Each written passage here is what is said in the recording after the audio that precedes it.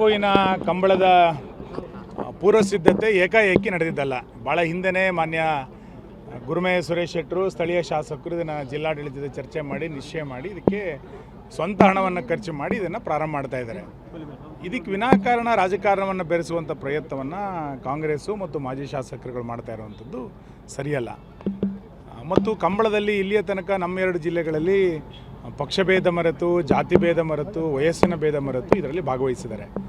ಒಂದು ಹೊಸ ಸಂಪ್ರದಾಯಕ್ಕೆ ಕಾಪು ಮತ್ತು ಜಿಲ್ಲಾಡಳಿತ ಹೊರಟಿರುವಂಥದ್ದು ಎಷ್ಟಕ್ಕೂ ಸರಿ ಇಲ್ಲ. ಇವತ್ತು ದಾನಿಗಳ ಸಹಕಾರದೊಂದಿಗೆ ಮತ್ತು ಸ್ವಂತ ಖರ್ಚಿನೊಂದಿಗೆ ಗುರುಮೇ ಸುರೇಶ್ ಶೆಟ್ಟರು ಈ ಕಂಬಳವನ್ನು ಏನು ಆರಂಭ ಮಾಡಬೇಕು ಅಂತ ಹೊರಟಿದ್ದಾರೆ. ಇದಕ್ಕೆ ಯಾವುದೇ ಆತಂಕವನ್ನು ವ್ಯಕ್ತಪಡಿಸದೆ ಜಿಲ್ಲಾಡಳಿತ ಸಂಪೂರ್ಣವಾಗಿ ಇದಕ್ಕೆ ಸಹಕಾರವನ್ನು ಕೊಡಬೇಕು. ಮತ್ತೊಂದು ನಾನು ಗುದ್ಲಿ ಪೂಜೆಯನ್ನು ಮಾಡ್ತೀನಿ ಅಂತ ಹೊರಟಿರುವಂಥ ಜಿಲ್ಲಾಡಳಿತ ಇದನ್ನು ಮರುಚಿಂತನೆ ಮಾಡಬೇಕು ಅಂತ ನಾನು ಆಗ್ರಹಿಸ್ತೇನೆ. ಮಾತಾಡುವಾಗ ಶಾಸಕರು ಹೇಳ್ತಾ ಇದ್ರು ಹಕ್ಕುಚ್ಯುತಿ ಆಗ್ತಾ ಇದೆ, ಕರಾವಳಿಯಲ್ಲಿ ಎಲ್ಲ ವಿಚಾರದಲ್ಲೂ ಹೀಗೆ ಆಗ್ತಾ ಇದೆ.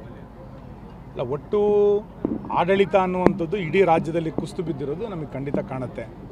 ಯಾರ ಮಾತನ್ನು ಯಾರೂ ಕೇಳದಲ್ಲೇ ಇರುವಂಥ ಪರಿಸ್ಥಿತಿ ಇವತ್ತು VAಯಿಂದ ಹಿಡಿದು ಚೀಫ್ ಸೆಕ್ರೆಟರಿ ತನಕವೂ ಕೂಡ ನಡೆದಿದೆ. ವಿರೋಧ ಪಕ್ಷದ ಶಾಸಕರನ್ನು ಎಲ್ಲ ದಿಕ್ಕಿನಿಂದ ಸದೆಬಡಿಬೇಕು ಅನ್ನುವಂಥ ಒಂದು ಪರೋಕ್ಷವಾದಂಥ ಒಪ್ಪಂದಕ್ಕೆ ಇವತ್ತು ಆಡಳಿತ ಪಕ್ಷದ ಶಾಸಕರು ಅಧಿಕಾರಿಗಳನ್ನು ಬಳಕೆ ಮಾಡ್ಕೊಳ್ತಾ ಇದ್ದಾರೆ.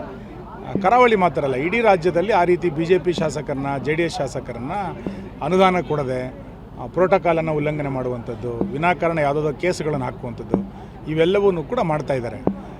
ಯಾರು ಸಂವಿಧಾನ ಅಂತೇಳಿ ಭಾಷಣ ಮಾಡ್ಕೊಂಡು ಹೋಗ್ತಾ ಇದ್ದಾರೋ ಸಂಪೂರ್ಣವಾಗಿ ಸಂವಿಧಾನದ ಉಲ್ಲಂಘನೆಯನ್ನು ಯಾರು ಮಾಡ್ತಾ ಇರೋದು ಅಂತ ಕೇಳಿದರೆ ಇವತ್ತಿನ ರಾಜ್ಯ ಸರ್ಕಾರ, ಇವತ್ತಿನ ರಾಜ್ಯದ ಕಾಂಗ್ರೆಸ್ ನಾಯಕರು.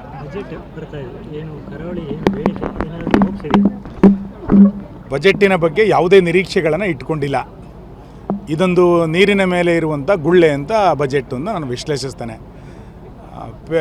ನೀರಿನ ಮೇಲೆ ಪೇಪರ್ ದೋಣಿ ಹೋದಾಗ ಎಷ್ಟು ದೂರ ಸಾಗುತ್ತೋ ಅಷ್ಟೇ ರೀತಿಯಾದಂಥ ಅನುದಾನಗಳು ಈ ರಾಜ್ಯ ಸರ್ಕಾರದಿಂದ ಸಿಗಲಿಕ್ಕೆ ಸಾಧ್ಯ ಇದೆ. 3 ವರ್ಷದ ಅವಧಿಯಲ್ಲಿ ಯಾವ ಅನುದಾನವನ್ನು ಕೂಡ ಯಾವ ಜಿಲ್ಲೆಗೂ ಕೊಟ್ಟಿಲ್ಲ, ಕರಾವಳಿಗೆ ಬಿಡಿ, ಯಾವ ಜಿಲ್ಲೆಗೂ ಕೂಡ ಕೊಟ್ಟಿಲ್ಲ. ಸಂಪೂರ್ಣವಾಗಿ ಅಭಿವೃದ್ಧಿಯನ್ನು ಮರೆತಿರುವಂಥ ಸರ್ಕಾರ ಇದು.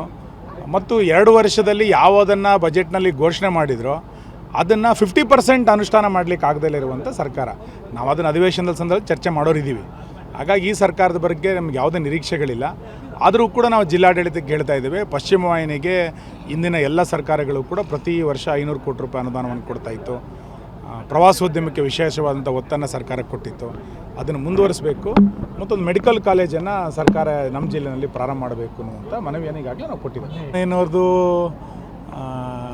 ಎಷ್ಟು ದಾಖಲೆಯ ಬಜೆಟು, ಅದನ್ನು ದಾಖಲೆಯನ್ನು ಯಾರು ಅಡ್ಡಿ ಮಾಡಬೇಕು ಅನ್ನೋದನ್ನು ಕಾಂಗ್ರೆಸ್ಸೇ ತೀರ್ಮಾನ ಮಾಡಬೇಕು. ಆದರೆ ಇವರ ಕುರ್ಚಿಯ ಕಾದಾಟಕ್ಕೆ ಆಡಳಿತ ವ್ಯವಸ್ಥೆ ಸಂಪೂರ್ಣವಾಗಿ ಇವತ್ತು ಕುಸಿದು ಬಿದ್ದಿದೆ.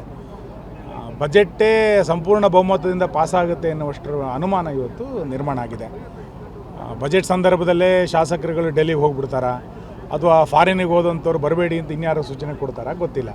ಹಾಗಾಗಿ ಬಜೆಟ್ ಸಂಪೂರ್ಣ ಬಹುಮತದಿಂದ ಪಾಸಾಗುತ್ತಾ ಅನ್ನೋದನ್ನು ಮುಖ್ಯಮಂತ್ರಿಗಳು ಸ್ಪಷ್ಟ ಮಾಡಿಕೊಂಡು ನಂತರ ಬಜೆಟ್ ಮಂಡನೆ ಮಾಡೋದು ಒಳ್ಳೆಯದು.